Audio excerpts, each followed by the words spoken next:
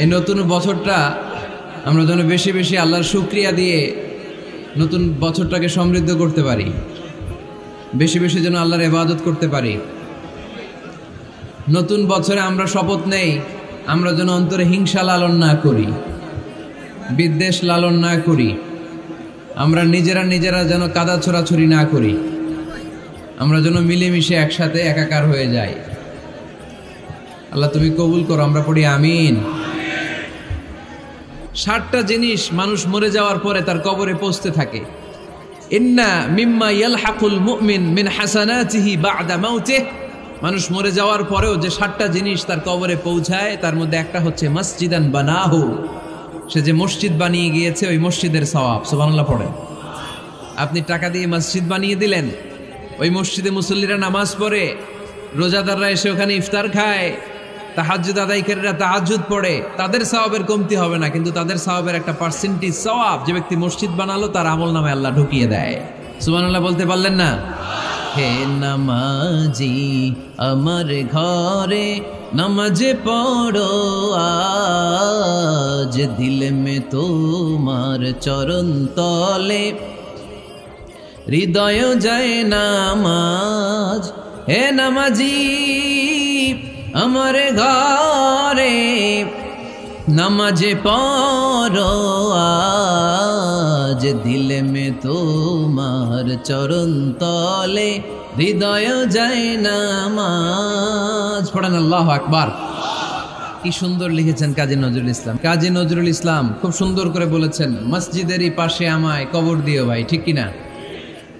মসজিদেরই পাশে আমায় কবর দিও ভাই, যেন গোরে হতে মুয়াজ্জিনের আযান শুনতে পাই।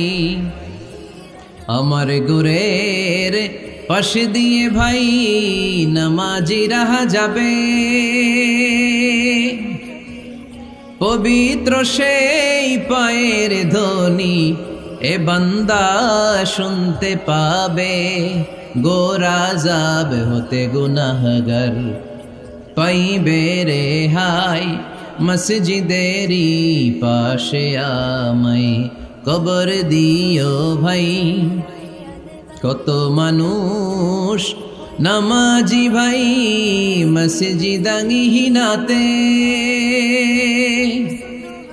আল্লাহর নামের জিকির করে লুকিয়ে গভীর রাতে। আমি তাদের সাথে ওই আল্লাহর নাম জপতে চাই, আল্লাহর নাম জপতে চাই। পড়েন সবাই, মসজিদেরই পাশে আমায় কবর দিও ভাই, যেন গোরে হতেও মুয়াজ্জিনের আযান শুনতে পাই। চিল্লায় পড়তে হবে আমিন। কি দরদ ছিল আমাদের জাতীয় কবি কাজী নজরুল ইসলামের, মসজিদের পাশে আল্লাহ তুমি আমার কবর দিও। আল্লাহ এই দোয়াটা কবুল করে নিয়েছে, ঠিক কিনা? ওনার কবরের পাশে মসজিদ আছে না নাই? আছে। এজন্য মসজিদের সাথে সম্পর্ক জুড়ে দেওয়া এটা ইমানদারের আলামত, আর মসজিদকে ঘৃণা করা এটা মুনাফিকের আলামত। এজন্য আমরা যেন আমাদের হৃদয়টাকে মসজিদের সাথে জুড়ে দেই, মসজিদের সাথে যেন সুসম্পর্ক থাকে। মসজিদ সবার, মসজিদ নিয়ে দলাদলি নাই। দলাদলি আছে অনেক জায়গায়, হানাফি মসজিদ, আহলে হাদিস মসজিদ এরকম আমরা দেখি বা শুনি, এটা ঠিক না। হানাফি মসজিদ বলে কোনো কথা নাই, আহলে হাদিস মসজিদ বলে কোনো কথা নাই। মসজিদ সবার। ছোট্ট খাট্ট বিষয় নিয়ে মসজিদে মারামারি, একজন হাত তোলে আরেকজন তোলে না, কিলাকিলি আছে না নাই? একজন বলে জোরে আমিন, আরেকজন আস্তে আমিন, মারামারি আছে না নাই? এগুলো কি মারামারি করার কোনো বিষয়? কথা বলেন। সালাতে ফরজ আছে, ওয়াজিব আছে, সুন্নাহ আছে। খেয়াল করে বুঝবেন, ফরজ যদি নষ্ট হয় সালাত ভঙ্গ হয়, you have to repeat your সালাহ। ওয়াজিব নষ্ট হলে সালাত ভঙ্গ হয় না, নতুন করে পড়া লাগে না, সেজদায় সাহু দিলেই সালাত আদায় হয়ে যায়। আর সুন্নাহ নষ্ট হলে নামাজ নষ্টও হয় না, নতুন করে পড়াও লাগে না, সৌ সেজদাও লাগে না, নামাজ আদায় হয়ে যায় সুন্নাহ নষ্ট হলে। এই যে হাত তোলা না তোলা এটা সুন্নাহ, আমিন জোরে বলা না বলা এটা কি সুন্নাহ। যেটা কোনো কারণে কেউ না করলেও তার নামাজ কবুল করে নিবে কে? আর এই সব সুন্নত লই আমগো দেশে গিলাগিলি। মৌলভীবাজারে মাশাআল্লাহ এগুলা নাই, এখানেও আছে। এগুলার অবসান ঘটুক, আমরা চাই কি চাই না? আর কত এই ছোটখাটো বিষয় নিয়ে আমরা এই বিভেদের প্রাচীর আর দেয়ালকে উঁচু করব আমাদের মাঝখানে? কবে আমরা ঐক্যের সিন্ডিকেট করব? কবে? আর কবে সাদা মনের মানুষ হব? কবে? আর কত? অনেক হয়েছে, আর না, এবার থামেন। বিভেদের প্রাচীরকে ভেঙে চুড়িয়ে দেন।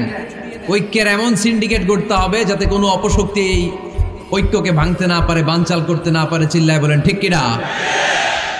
এজন্য মিউচুয়াল রেসপেক্টের দরকার, পারস্পরিক শ্রদ্ধাবোধ সব ক্ষেত্রে, রাজনীতিতে, সামাজিক অ্যাক্টিভিটিসে আমাদের আলেম ওলামাদের মধ্যে পারস্পরিক শ্রদ্ধাবোধের দরকার, মিউচুয়াল রেসপেক্ট। কেউ কাউরে রেসপেক্ট করে না, আমি যেটা বুঝছি এটাই সব, বাকি সব হারাম, এরকম বলে না অনেকে?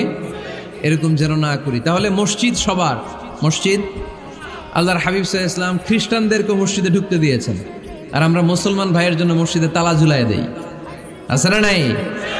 আল্লাহর হাবিব সাল্লাল্লাহু আলাইহি ওয়াসাল্লাম কোথাও গেলেই প্রথমে মসজিদ বানাতেন। কি বানাতেন? মসজিদ বানাতেন। মক্কা থেকে হিজরত করে মদিনায় আসলেন, কোবায় থাকলেন কয়েক সপ্তাহ। কোবা পল্লীতে তিনি মসজিদ বানালেন, মসজিদ কোবা। ওখানে প্রতি শনিবার কেউ যদি ওযু করে ওখানে যে 2 রাকাত নামাজ পড়ে, একটা কবুল উমরার সওয়াব আল্লাহ তাআলা তার আমলনামায় দিয়ে দেয়। মসজিদে কোবা বানালেন। তারপরে মদিনায় এসে মসজিদে নববী বানালেন আল্লাহর হাবিব সাল্লাল্লাহু আলাইহি ওয়াসাল্লাম, মসজিদে নববী। এটা ছিল আল্লাহ রাসূল সাল্লাল্লাহু আলাইহি ওয়াসাল্লামের বৈশিষ্ট্য। কোথাও গেলেই তিনি মসজিদ বানাতেন, মসজিদে নববী। হায় রে, এখন তো কত সুন্দর মসজিদ আমরা দেখি, আমরা যে সালাত পড়ি। আল্লাহর হাবিব সাল্লাল্লাহু আলাইহি সাল্লামের সময় মসজিদে নববী কি এরকম ছিল? কথা বলেন। ফ্লোর ছিল বালুর ফ্লোর।